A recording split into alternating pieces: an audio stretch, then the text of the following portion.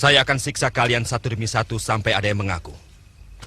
Atau paling tidak, memberitahu di antara kawanmu yang mencurigakan berkomplot membunuh Gusti Prabu. Ampun, Raden Senopati. Hamba melihat dia selalu akrab dengan Dayang Sunti. Mereka berdua adalah dayang baru yang diangkat oleh Gusti Raden Tumenggung Rastra. Ampun, Raden Senopati. Hamba tidak bersalah. Ampun, Raden. Ampun, Raden. Ampun. Ampun, Raden.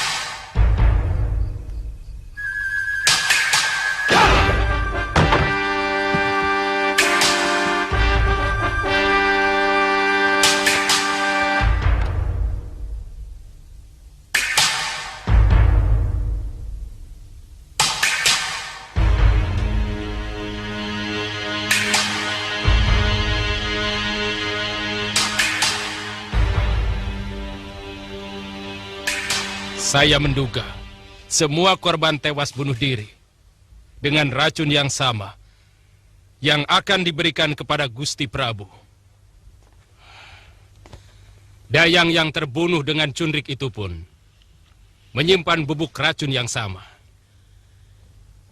Sebaiknya kita tidak usah menyebarkan berita tentang adanya persekongkolan pembunuh raja yang ada dalam keraton Madangkara ini. Sebab ini bisa membuat semua orang menjadi resah dan membuat keadaan bertambah semakin runyam. Tugas kita hanya melaporkan hal itu. Apa mungkin kita bisa meredam mulut para dayang dan pengawal bawahan Pranaka? Harus diusahakan.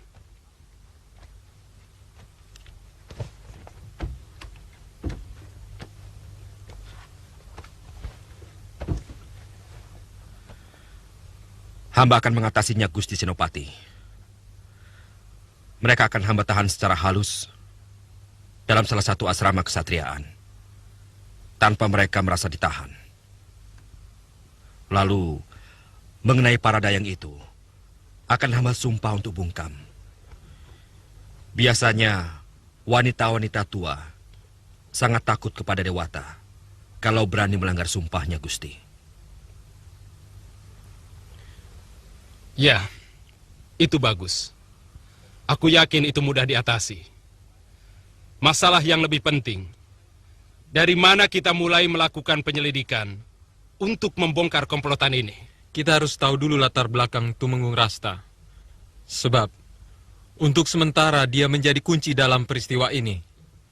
Ya, setahu saya, dia anggota setia dari pasukan Madangkara. Semenjak pasukan Paman Aragani dan Paman Kalamenda berada di Bojong Setu. Dia anak Wasrap, telik sandi kita, yang menyamar sebagai pemilik warung di Madangkara pada zaman itu. Kalau saja Durgalapati masih hidup, kita tidak perlu repot mencarinya. Pasti dia yang melakukannya. Dialah ahli racun yang sangat kondang di kawasan barat. Hampir setara dengan Luh Karpo dari Kahuripan. Sedang jenis racun yang digunakan sama dengan milik Durgalapati. Maaf Gusti Panglima. Hamba yakin pelaku utamanya adalah orang yang sama yang meracuni sungai. Bisa jadi. Kalau begitu, secepatnya kita susun tenaga telik sandi untuk menanggulangi kejadian ini. Kau sanggup melaksanakannya, Pranaka? Kalau Gusti semua menugaskan, hamba sanggup Gusti. Bagus.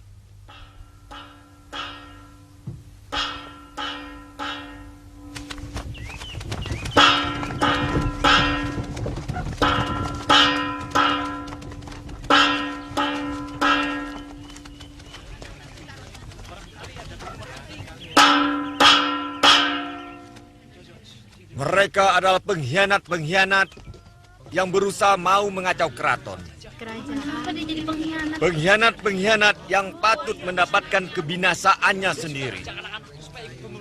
Ini adalah sebagai contoh bahwa untuk maksud jahat seperti itu akan mendapatkan ganjaran yang setimpal dari Bayangkari Raja. Semoga menjadi perhatian bagi kita semua untuk mendapatkan kedamaian di negeri kita sendiri.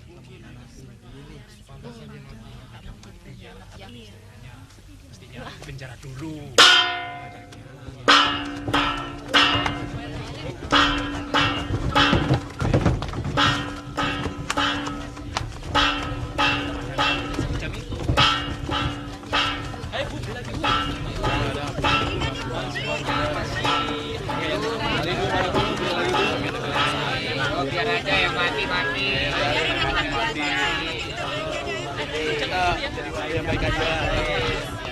Hamba tidak bisa melaksanakan sesuatu yang tidak ada dalam undang-undang Madangkara.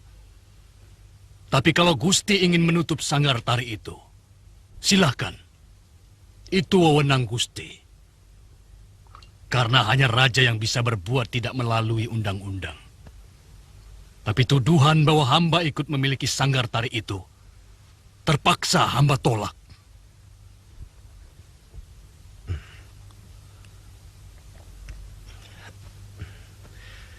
Berita itu dari Ranggalela, pengelola sanggar itu sendiri. Dan dia mengatakan bahwa pemilik sanggar itu adalah paman. Gusti Prabu, akhir-akhir ini hamba merasa apa saja yang hamba lakukan selalu nampak salah di mata pemerintah. Maka dengan tulus, jabatan Mantri Pajak ini akan hamba serahkan kembali kepada Gusti Prabu. Di samping hamba sudah merasa letih menjadi pejabat.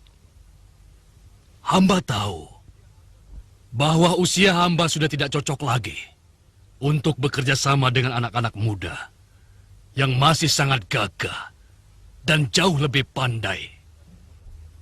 Sebenarnya paman saya panggil hanya untuk mempertanggungjawabkan kejadian yang semakin menimbulkan kemelut di negeri kita tercinta ini. Terus terang, tempat hiburan mewah itu membuat iri rakyat kecil. Sehingga mereka menuduh badai kemarin adalah kutukan dewata. Karena para pejabat sudah banyak yang kerjanya hanya bersenang-senang. Itu berbahaya untuk ketentraman Madangkara. Jadi, maksud saya bukan untuk mengadili paman. Apalagi memecat. Tapi hamba merasa kesana tujuan itu. Hamba merasa dikucilkan. Karena selama ini hamba tidak pernah diajak atau diikut sertakan di dalam sidang paripurna para menteri. Padahal semestinya hamba harus ikut. Ya, paman berhak curiga. Meski tujuan kami bukan itu. Sama seperti paman Aragani yang juga salah paham dengan kebijaksanaan saya. Saya bisa maklum. Karena itu, keniatan hamba sudah tegas. Hamba akan mengundurkan diri.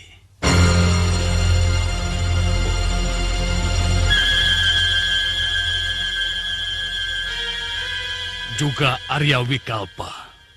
Sebaiknya Paman Ranggatal tidak usah membawa-bawa paman saya. Nanda Kamasuta, bukan cuma saya yang kecewa. Banyak sekali pejabat.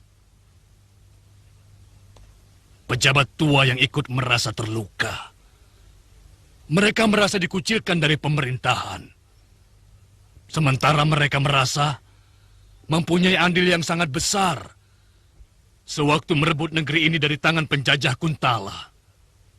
Aku berhak tersinggung dan menentukan sikap, Kamasuta. Terus terang, Nanda Prabu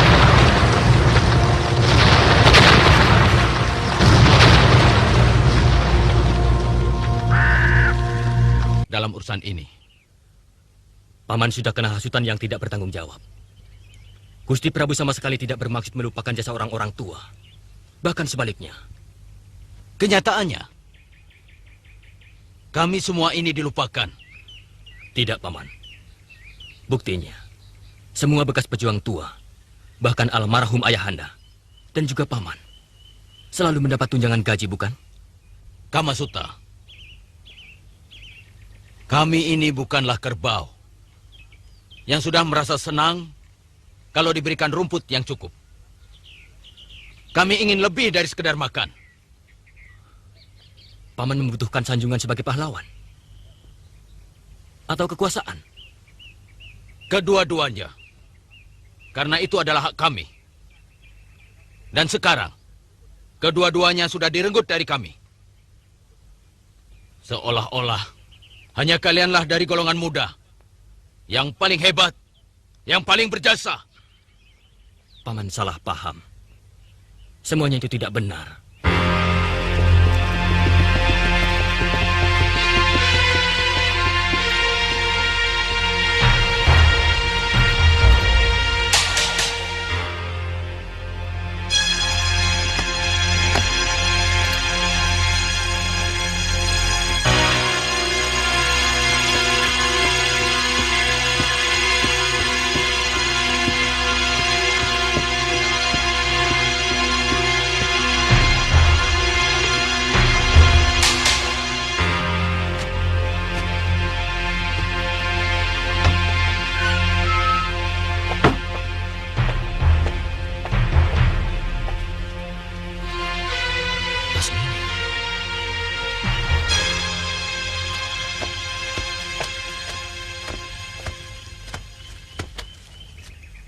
Paman Arya Wikalpa ada? Ada di dalam. Mari.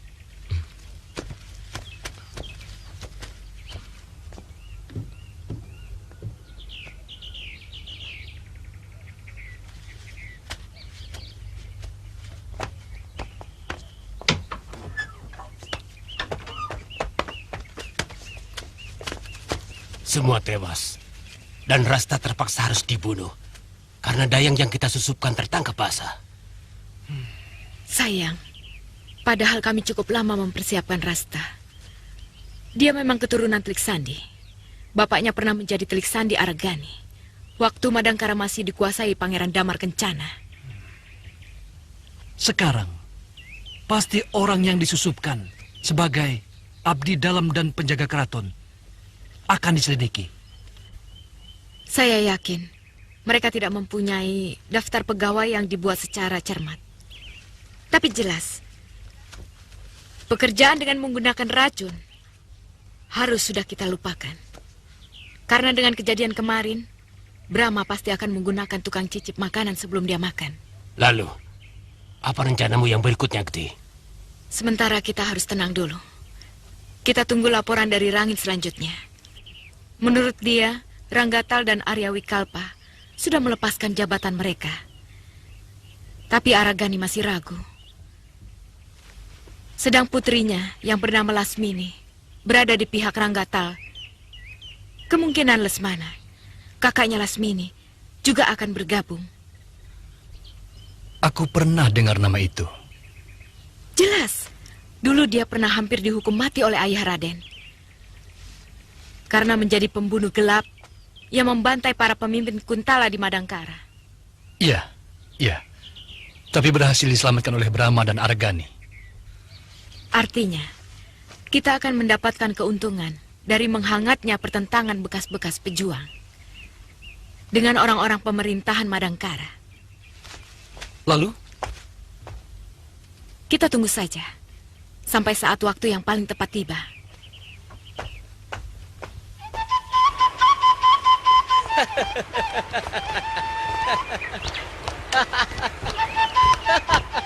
Guru, saya dapat kijang lagi.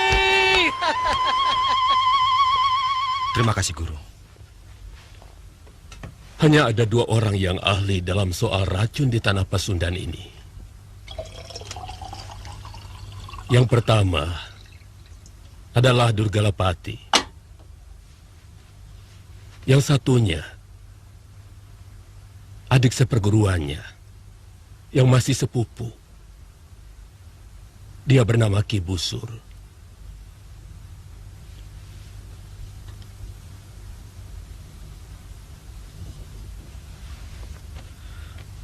Sungguh saya akan mendapat malu kalau tugas ini tidak mampu saya laksanakan, Guru. Tapi aku tidak tahu di mana sepupu Durgalapati itu berada.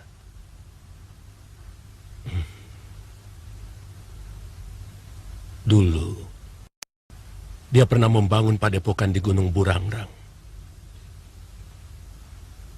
Entah sekarang, dia juga seorang yang ilmunya memuja Guryang dan Banaspati. Pasti dia orangnya, Guru. Dia juga yang menyuruh para Guryang untuk mengobrak-abrik Madangkara. Guru, saya dapat kijang lagi. Adi Pranaka, kamu pulang. Kakang. Pranaka. Adi.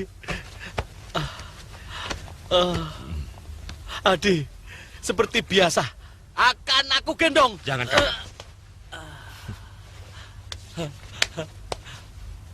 Bagaimana pengabdianmu?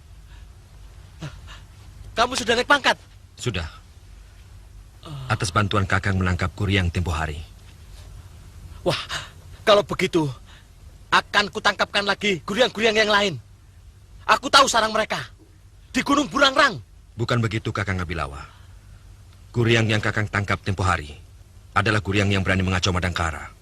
Oh, saya kira kalau bisa menangkap Guryang langsung naik pangkat. Pranaka, kamu belum melanjutkan ceritamu. Kamu bilang orang itu juga yang menyuruh Guryang untuk mengacau Madangkara. Benar, Guru. Dalam semedi saya, orang itu dengan anak buahnya menabur racun di Sungai Citiis. Dan dia juga saya lihat menyuruh Guryang untuk menaburkan bencana.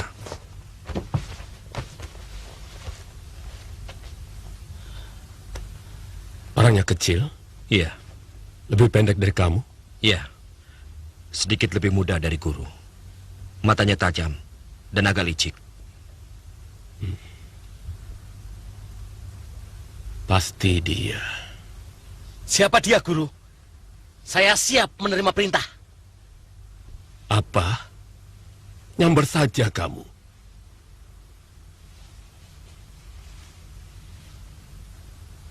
Orang itu pasti si Busur. Adiknya Durgalapati. Manusia licik.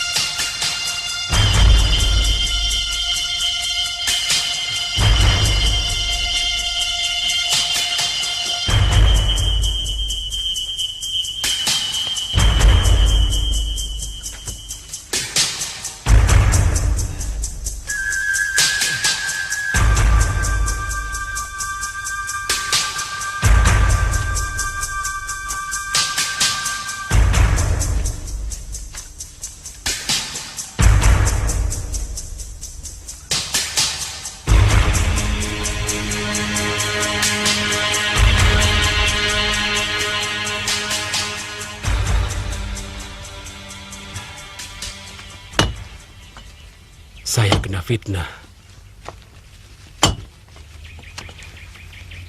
Oleh bekal sakri saya dituduh sebagai penyebar racun pada sumber mata air penduduk Lampok.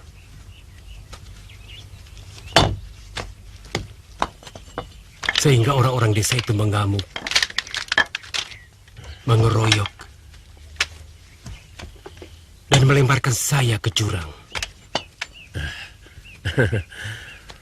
Padahal Kisanak tidak melakukan. Saya curiga Sakri sendiri yang melakukannya. Mungkin dia tidak suka melihat saya diseneng oleh penduduk. Lalu dia memfitnah saya dengan cara seperti itu.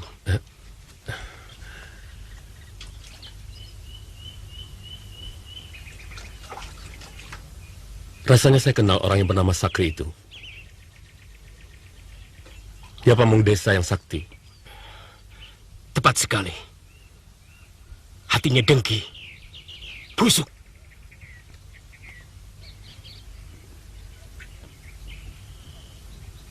Saya agak kurang percaya pada omongan Busur. Karena setahu saya, bekal Sakri itu orang baik. Tapi cerita si Busur begitu meyakinkan.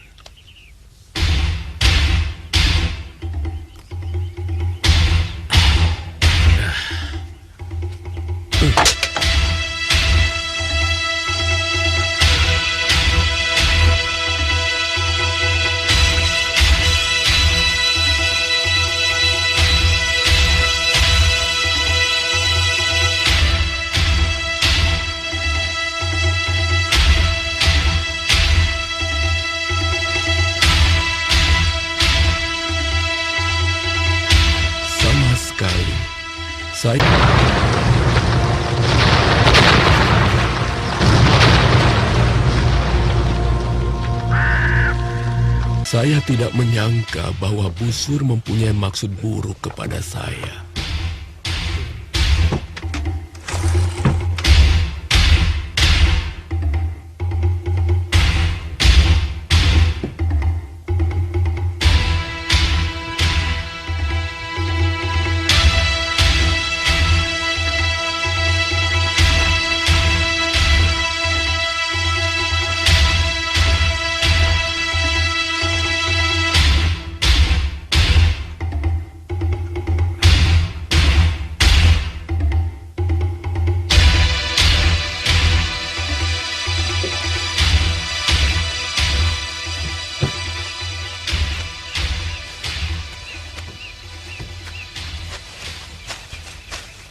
Kisanak, istirahat dulu.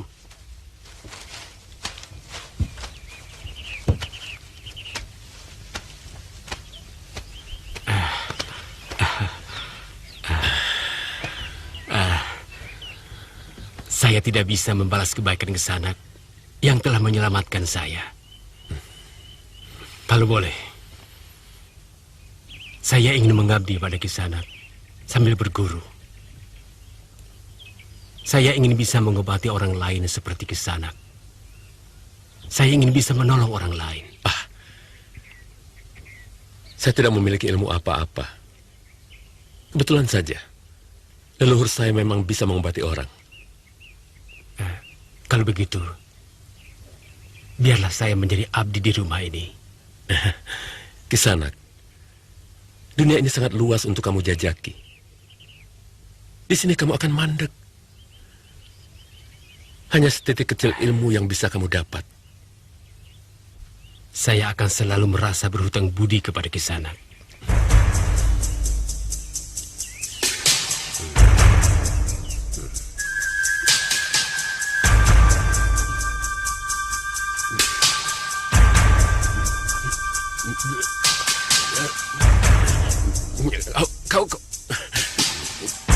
Kau terlalu...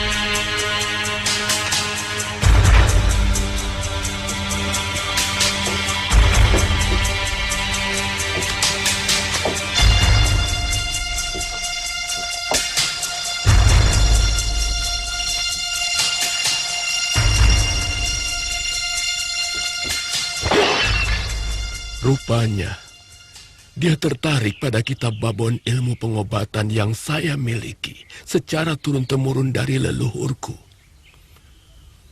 Untung aku diselamatkan oleh bekal Sakri dan Ki Astagina.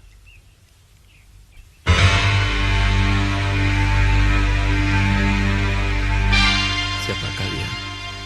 Kau lupa padaku, Atiatna. Aku Sakri, bekal desa Kelampok. Dan ini Ki Astagina, pendekar dari pantai selatan. Terima kasih. Tuan telah menyelamatkan nyawa saya. Orang yang meracunimu mirip dengan Durgalapati. Iya. Dia aku tolong. Karena sepertinya dia membutuhkan pertolongan. Manusia itu tidak pernah kenal budi. Dia telah membunuh anakku karena memberitahu tempat persembunyiannya pada Ki Astagina. Dia kepergok mau mencuri kitab pusakaku. Untung ketahuan. Kemudian dia melarikan diri. Di desaku, dia mengaku dikejar-kejar perampok. Kemudian kami menolongnya. Semua penduduk sangat baik terhadapnya. Sampai pembunuhan itu terjadi. Rakyat sangat marah. Mereka mengeroyok. Lalu dia melarikan diri ke dalam hutan.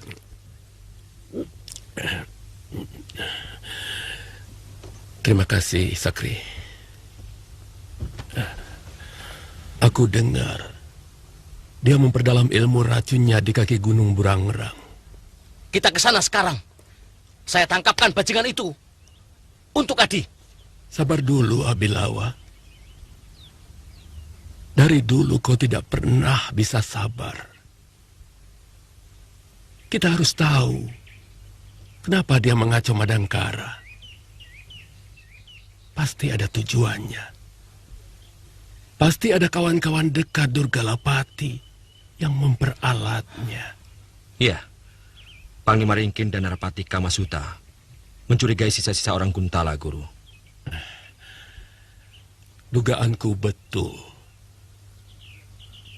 Dia diperalat oleh anak keturunan Kebo Mundarang. Karena mereka dipecundangi oleh Gusti Prabu Brahmakumbara dan kawan-kawannya.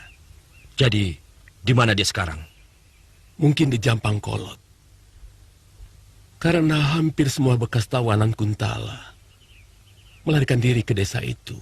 Kalau begitu, saya mau ke sana, Guru. Aku ikut. Pokoknya semua musuhmu akan kuhabiskan. Biar kamu naik pangkat lagi, Adi.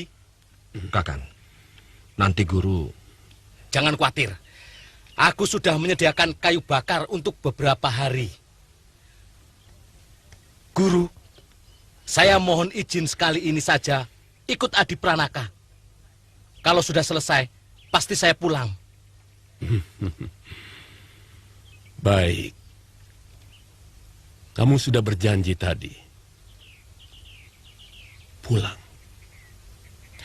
Kalau tidak, kutuk saya. Jadi apa saja, Guru. Jadi kijang saya juga mau. Dewata yang akan menghukummu.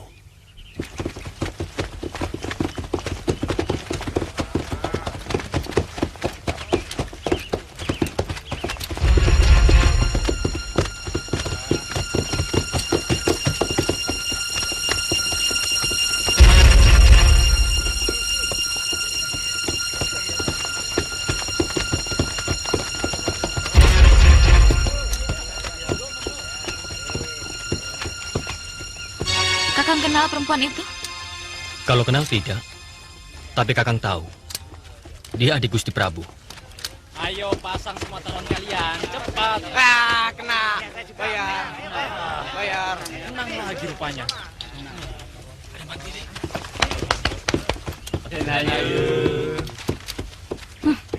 Sombongnya dia. Hampir menyentuh langit. Mentang-mentang kakaknya seorang raja.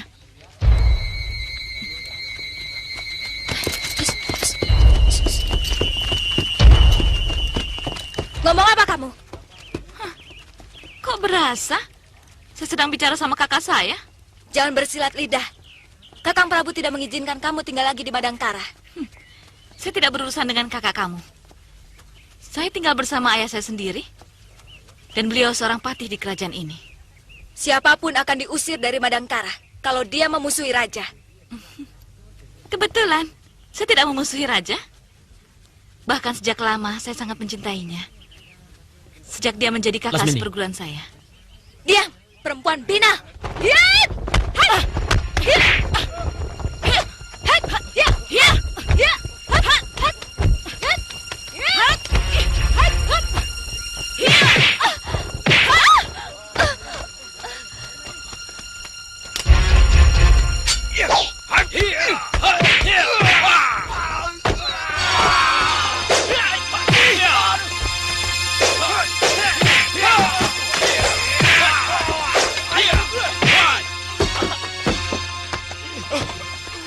Hentikan!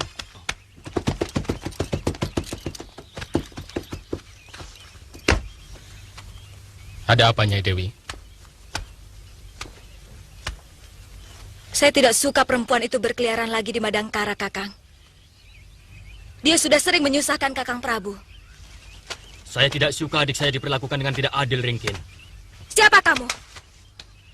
Kau pun akan kutuntut karena berani melawan tentara kerajaan. Bahkan kenal pada saya pun kau tidak. Dia adik kandung saya. Dan saya juga merasa memiliki negeri ini. Karena jauh sebelum orang-orang Madangkara merebut negeri ini dari tangan Kuntala, saya dan adik saya sudah lebih dulu berjuang merebut negeri ini dari tangan mereka. Dan saat itu, kamu pun masih asik dan bangga sebagai putri bangsawan Kuntala. Kami meninggalkan negeri ini karena keinginan kami sendiri. Bukan karena diusir oleh Gusti Prabu. Dan kami pulang karena kami memiliki rumah, orang tua, dan leluhur di sini. Kecuali kalau ayah kami pun sudah disingkirkan dari keraton.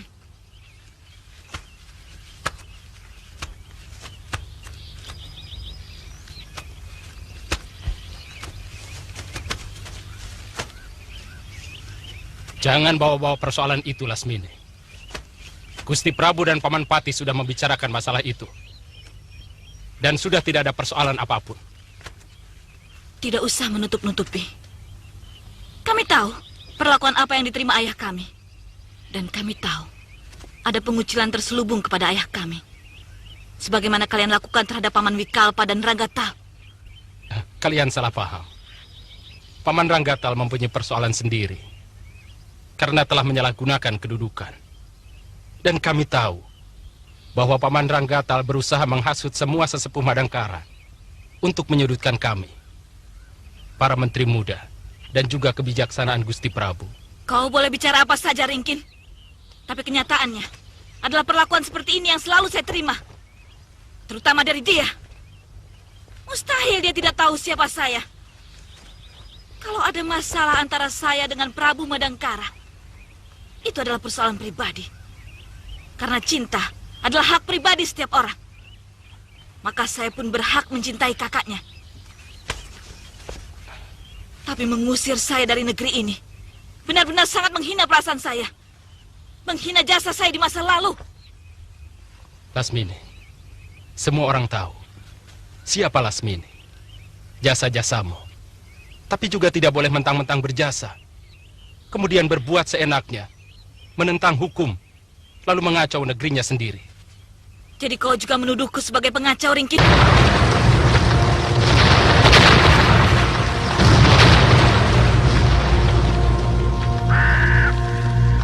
Ulahmu selama ini sering menyusahkan Gusti Prabu. Lantas, kau juga mengusir saya dari negeri ini? Siapapun yang mengacau Madangkara akan kuusir. Ini wewenangku. Saya bisa mengerti akan sikapmu, Rengkin. Walaupun tidak bisa kami pungkiri, itu semua sangat menyakitkan. Ayo, Lasmini. Sayangnya Mas, jagungnya Mas. Masih muda-muda. Berapa ini, Yu? 3 kepeng. Kalau saya beli berikan, harganya jadi berapa, Yu? 3 kepeng setengah. Mau beli berapa buah, Mbak? Maaf, Bi. Apakah ini desa Japang Kolot? Benar, Den. Aden mau mencari siapa? Kami akan mencari yang sepupu kami, yang bernama Ki Busur. Setahu saya, di sini tidak ada orang yang bernama seperti itu. Tapi kami mendapat berita, dia tinggal di sini. Kalian jual di sini uang Adi, sebentar ya, Bi. Iya. Mereka mana tahu orang seperti Ki Busur.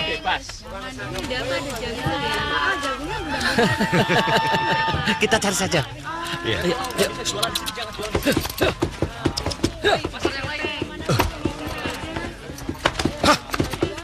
Dia menanyakan Ki Busur.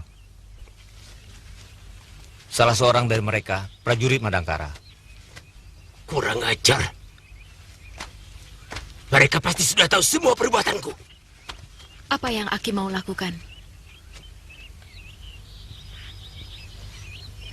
Selesaikan mereka. Baik, Ki.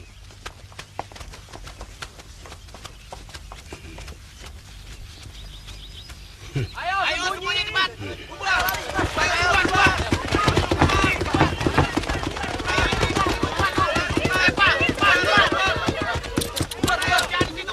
Kok pada berlarian? Aneh penduduk desa ini. Pasti ada sesuatu, Adi. Hati-hati.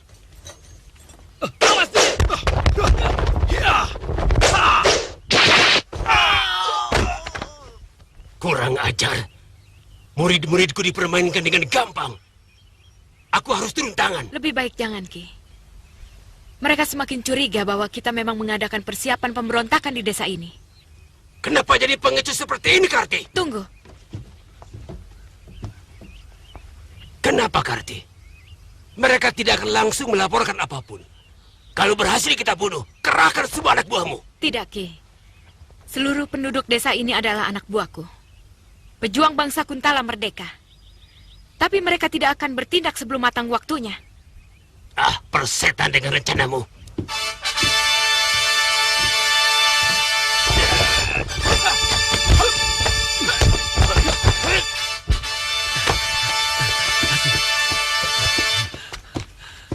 Kebetulan, kaulah yang sedang kucari, Busur. Kau harus bertanggung jawab atas perbuatanmu meracuni sungai Citiis. Benar. Perbuatanmu keterlaluan, Busur. Sehingga banyak rakyat kecil yang menjadi korban. Dan aku juga tahu, kau yang menyuruh orang untuk meracuni Gusti Prabu. Bocah sombong. Berani-beraninya kau berkata seperti itu pada Ki Busur. Minggir, Adi.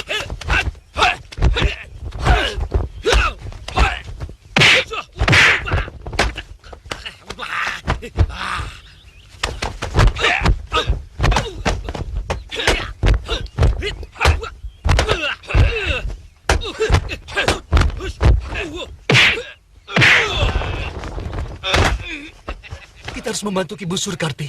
Jangan. Lebih baik tidak usah kita tampilkan jati diri kita kepada orang Madangkara. Bagaimana kalau Ki Busur tewas? Ki Busur cuma bagian kecil dari alat perjuangan kita. Untuk menyelamatkan yang kecil, jangan sampai urusan yang besar jadi berantakan. Lebih baik kita tinggalkan desa ini secepatnya.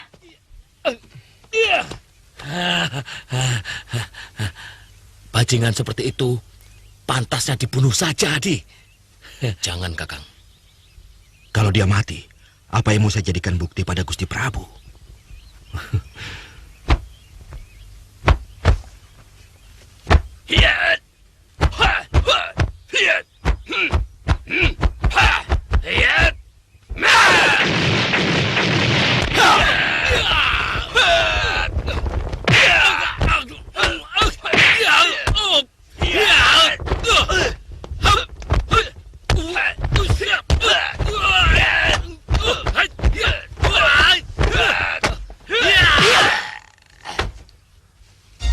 Celaka. Aku harus segera melapor. Ya, cepat.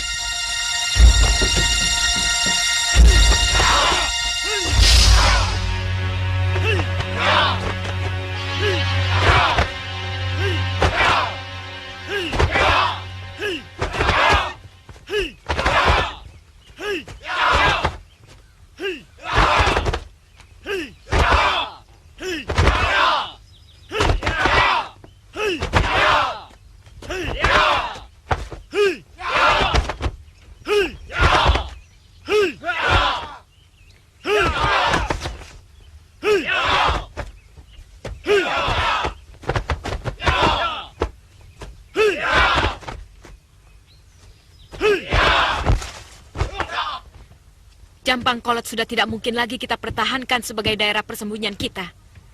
Sudah 2 kali orang-orang Ringkin Gomati datang kemari. Yang pertama, Telik Sandi yang berhasil kita bunuh. Dan yang terakhir, 2 orang prajurit yang sedang dihadapi oleh Ki Busur. Bagaimana kalau Ki Busur berhasil mengalahkan mereka? Sama saja. Mereka berdua yang dikirim kemari. Tapi yang sudah mengetahui tempat ini, pasti jauh lebih banyak lagi. Sebagai tempat persembunyian, Jampang Kolot sudah tidak memenuhi syarat. Kita harus segera pindah dari tempat ini. Termasuk semua penduduk? Semuanya. Yang tidak mau, terpaksa harus dibunuh. Karena mereka akan menjadi sumber malapetaka bagi perjuangan kita. Celaka dan Karti. Ada apa? Ki Busur kalah. Sudah aku duga. Orang tua itu hanya ahli dalam soal racun. Ilmu kanuragannya lemah. Dia cuma pernah menjadi murid Lukarpo dari Kahuripan. Kau boleh pergi. Iya. Kemana kita harus pindah? Laran pernah melihat satu daerah di perbatasan Kuntala. Antara Pajajaran dan Madangkara. Aku sudah pernah meninjau. Cukup tersembunyi. Cuma terlampau jauh dari kota raja. Bila sewaktu-waktu dibutuhkan gerak cepat menyerang Madangkara. Bagaimana kalau sementara di sini? Kita perluas lingkungan asrama ini menjadi sebuah desa. Sebab, ujung hutan sebelah barat sudah sangat dekat dengan kota Raja Madangkara. Saya setuju. Malam ini juga, semua orang kita yang tinggal dekat dengan kota raja, suruh pindah kemari. Dan bakar seluruh desa yang ada di sekitarnya untuk menghilangkan jejak. Semuanya siap! Semuanya siap! Ayo, senjata!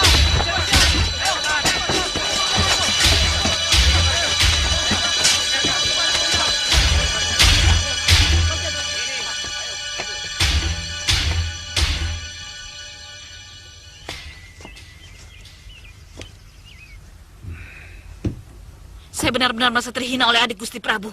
Mulutnya lancang dan sok kuasa. Sudah 2 kali dia mengusir saya, Paman. Yang saya sesalkan, Ringkin pun sudah mulai meniru sikap penguasa-penguasa Kuntala yang konyol. Seperti Kepemundarang dan Tumenggung Jayaraga. Semuanya sudah berubah. Kekuasaan selalu merubah perangai orang.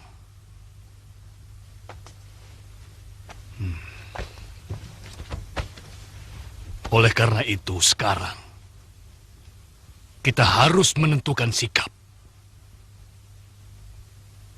Aku sendiri sudah menjadi orang bebas. Jabatanku sudah kulepaskan. Yang penting, kita harus menentukan bentuknya. Apakah kita menyeberang jadi pemberontak mengangkat senjata? Atau bagaimana? Itu berat. Pemberontakan bersenjata menuntut tenaga dan dana yang sangat besar. Dan tidak pernah ada pemberontakan yang berhasil kalau tidak berangkat dari dukungan kemauan rakyat. Kita cari dukungan rakyat. Aku punya teman yang siap membantu dana. Siapa?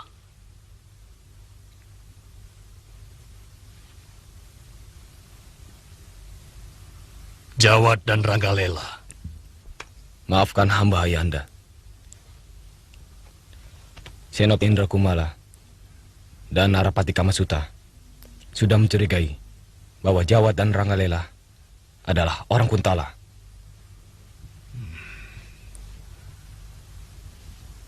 Dari mana kau tahu?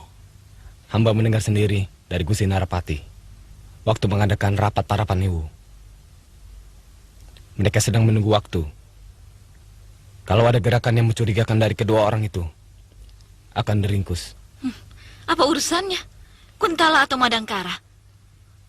Dalam sebuah perjuangan, kita bisa pinjam tenaga lawan untuk menang.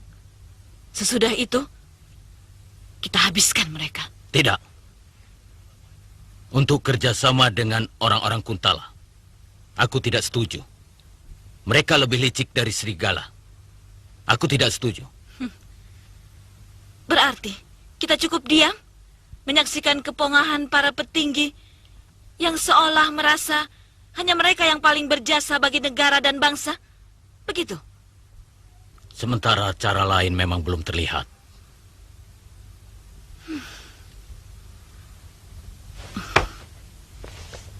Sia-sia kita berkumpul kalau hasilnya hanya ketakutan. Kecermatan jangan disamakan dengan ketakutan, Lasmini. Keberhasilan kita merebut negeri ini dari penjajah, itu juga karena kecermatan. Terbukti, usaha kalian sebagai pembunuh gelap waktu itu tidak berhasil, bukan? Kita sama-sama dikecewakan para petinggi. Jadi yang kita benci orangnya, bukan negerinya. Saya akan mencoba bicara lagi kepada Kakang Patih Aragani, yang walau bagaimanapun, suaranya masih didengar Gusti Prabu, untuk bisa merubah sikap para petingginya.